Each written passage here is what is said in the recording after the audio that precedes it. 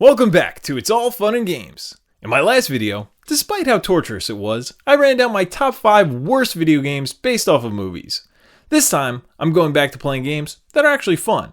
My top 5 best movie video game tie-ins. As I said before, movie games tend to be stinkers or mediocre. So, can I actually find 5 that are worth playing? Let's find out. Number 5. Batman for the Nintendo Entertainment System. This game was loosely based off the Tim Burton movie starring Michael Keaton, which is one of my all-time favorite Batman movies. Now when I say loosely based, I mean the only similarities between the two are that Batman is in it, and there are a couple of cutscenes that have the movie dialogue. That's really it. No iconic Batman villains, aside from Joker being the final boss, no Batman weapons, aside from the Batarang. Not a real good adaptation of the movie at all. So it must sound pretty hypocritical of me to include it in my best movie games list when I chastise Friday the 13th for the very same thing, right? Well, there's one big difference here, and it's that this game, sticking to the source material or not, is a really fun game to play, while Friday the 13th, on the other hand, is a travesty to humanity, and maybe even the universe itself. Batman is a great addition to your NES collection, and one you can pick up and play for a fair challenge. It's a really simple side-scrolling action platformer. You get 3 weapons, there are health drops, and that's it. The gameplay consists of fighting off enemies and executing precise jumps. But it's done really well, and it feels like a combination of Mega Man shooting and Ninja Gaiden wall jumping, plus the difficulty of both, which is why I enjoy this game so much. There are only 6 levels, but they're damn hard. So set aside an afternoon if you want to beat this, because there are no codes. The graphics look nice for the NES, and I really like the purple Batman. The soundtrack here, again, has no ties to the actual movie, but it's one of the most memorable that the NES has to offer. The first level's music is so good, they actually end up reusing it on the final stage. If you enjoy Purple Batmans, and a good challenge, give this one a shot. Number 4. Goldeneye for the Nintendo 64, based off the 1995 movie starring Pierce Brosnan. Seeing that movie when I was a bit younger, it was fairly entertaining, though mostly forgettable. I've never been a huge fan of the Bond movies, but everyone always thought I was, because my AIM screen name included 007 at the end of it. Nope, it's because of Goldeneye 64. The game features a single-player campaign mode where you take control of James Bond in a first-person perspective and play through the storyline of the film. It's pretty spot on in terms of accuracy to the movie, but it is ass ugly. Bond is equipped with numerous guns, and you proceed through levels taking out enemies, saving hostages, and trying to find the exit. You can choose to be sneaky and silent, or go in guns blazing, which may or may not work out for you. Like I said, it does not look pretty at all, and it really isn't the most fun to play alone. But the game still has its ace in the hole, the 4-player multiplayer modes. Oh man, this is the game that revolutionized first-person multiplayer on home consoles. I honestly had never even played one up until that point, aside from Doom on PC. Playing split-screen deathmatches on a couch with 3 other buds is still enjoyable to this very day. Even people who never experienced it then will get a kick out of playing it now. There's a nice variety of modes, maps, weapons, and characters.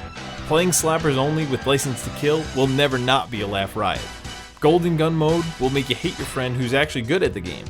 Yeah, the controls aren't very intuitive or precise with the aiming, and it looks terrible, but Goldeneye is a classic that can still be enjoyed today and is without a doubt one of the best games based off of a movie. Number 3. The Lion King for the Super Nintendo and the Sega Genesis. As a kid, my family and I would watch this movie hundreds of times over, and I couldn't have been happier when I saw this game packed in with my brand new Sega Genesis on Christmas morning. This is a movie game that excelled on all fronts. It really nailed all the memorable scenes and settings from the movie. The graphics are bright, colorful, and do justice to the source. It includes all the catchy songs, and you'll even find yourself singing along to them as you play. It really feels as though you're playing through the movie. You control Simba in this side-scrolling platformer with the ability to roar to freeze up enemies, pounce on top of them, and eventually when you grow up, smack them with your kingly mitts. The controls are tight and responsive, and there are a few sections that even force you to flex those platforming muscles. And it's actually a pretty difficult game, even though it was made with children in mind. There are limited continues, and I can only recall getting to the part as grown-up Simba once as a kid. Even as an adult, it gave me a good deal of trouble to finally get Retribution and throw Scar from the top of Pride Rock. This game is everything you'd want to find in a movie adaptation. Honorable mentions go out to Aladdin and Toy Story for the Sega Genesis, because those were also some fantastic Disney movies that got the star treatment when it came to video games. Number 2. Spider-Man 2 for the PlayStation 2. Or as some would come to know it as, Web Slinging Simulator, because honestly, if that's all this game was, just being Spider-Man swinging around New York, it would still be just as awesome. The web slinging mechanic is hands down the crown jewel of this game. You weren't just controlling Spider-Man, you were Spider-Man.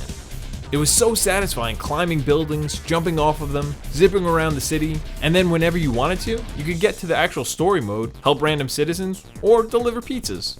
This game was based off the Spider-Man 2 movie, which I think people forget how great that movie is. At the time, it was the zenith of superhero movies, and even today, it still happily sits in my Fave 5. The game followed the movie with a lot of extra stuff thrown in, and even had voice work by Tobey Maguire, and narration done by one of my all-time favorite actors, Bruce Campbell. He adds a nice layer of humor to the game when he's teaching you how to execute all the maneuvers that you'll learn. You could upgrade the speed of your swings, height of your jumps, HP, or get Spidey some new combos. You use these upgrades to help better fight the waves of thugs and familiar Spider-Man baddies that are out there on the streets of New York committing crimes ranging from carjacking to purse snatching. Fighting with these bad guys is also fairly satisfying because of the cool combos that include your webs and using your spider sense like a Matrix-style bullet time.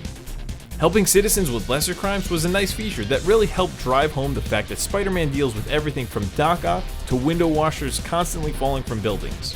A true hero. This game holds up really well, so if you haven't played it in a while, or never played it at all, pretend that I'm your spider sense and listen up. Play this game.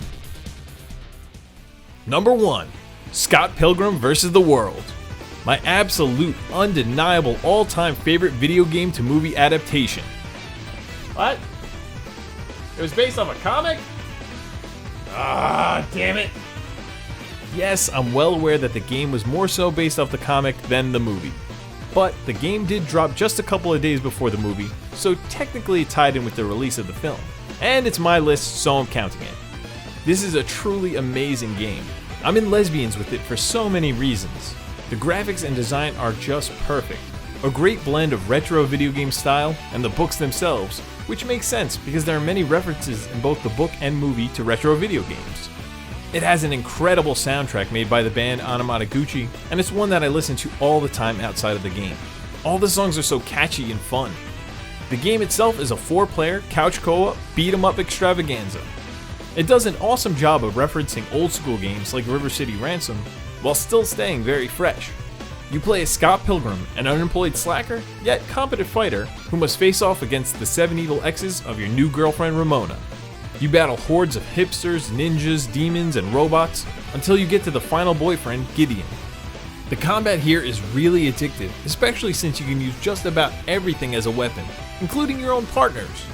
And unlike other more simple beat-em-ups, your character can be upgraded as you play, with increases to strength, HP, and you get new combos.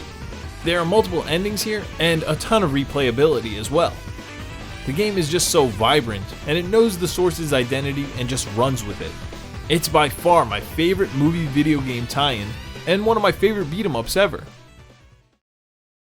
Well, there you have it. I was able to find 5 movie games that weren't complete garbage. In fact, they were really awesome games. Leave a comment down below, let me know what you think, and let me know some of your favorite movie games. As always, thanks for watching, and remember, it's all fun and games. If you haven't checked it out yet, click on the link to the right to see my top 5 worst video games based off of movies. Or if you're wondering if Tecmo Super Bowl is still fun to play after all these years, click the video to the left. And if you really like what I'm doing, don't be afraid to click that subscribe button. Thanks again!